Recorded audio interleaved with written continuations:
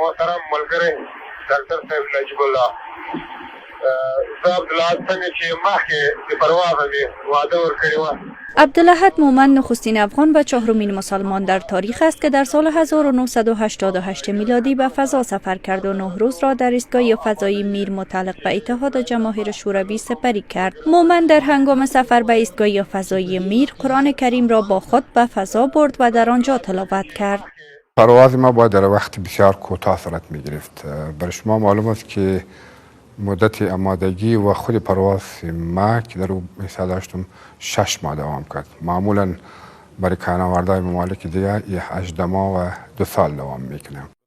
مومند که از ولایت غزنی بود پس از آغاز جنگ‌های داخلی افغانستان به آلمان مهاجرت کرد. او در سال 2013 میلادی و همزمان با 25مین سالگرد سفر تاریخیش به فضا به افغانستان سفر کرد و از سوی مقام‌های وقت کشور ستایش شد. به همه برادرای خود، به همه افغانای خود، با هم دست شوید، از صلات دست بردن، مشکلات خود با یکدیگر خود از راه سخن گفتن یکی دیگر را باید تحمل بکنیم.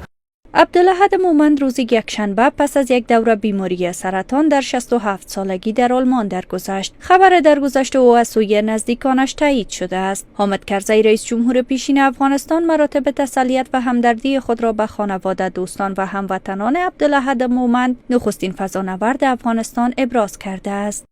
وفات ایشان ضایعه بزرگ به خانواده، دوستان و مردم افغانستان است. سفر تاریخی عبدالاحد مومند به فضا نمادی از حضور افغانستان در عرصه علمی و فناوری جهان بود و تا امروز از او به عنوان یکی از شخصیت‌های برجسته و الهام بخش تاریخ معاصر افغانستان یاد می شود.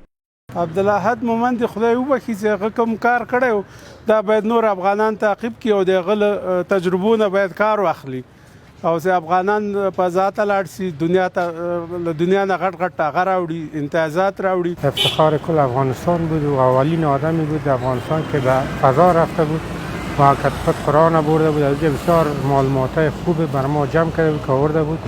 عبدالاحد مومند هنگام تحصیل در اکادمی معتبر نیروی هوایی یوری گاگارین مسکو جزو 8 نفری بود که از میان 400 داوطلب برای شرکت در برنامه انترکاسموس برگزیده شد. برنامه‌ای که فرصت سفر شهروندان کشورهای غیر شوروی به فضا را فراهم می‌کرد. هرچند عبدالاحد مومند چشم از جهان فرو بست، مگر سفر او از زمین تا فضا همچنان در حافظه تاریخ افغانستان زنده است. سفری که نام افغانستان را فراتر از مرزهای زمین برد و برای همیشه در تاریخ این کشور ثبت شد.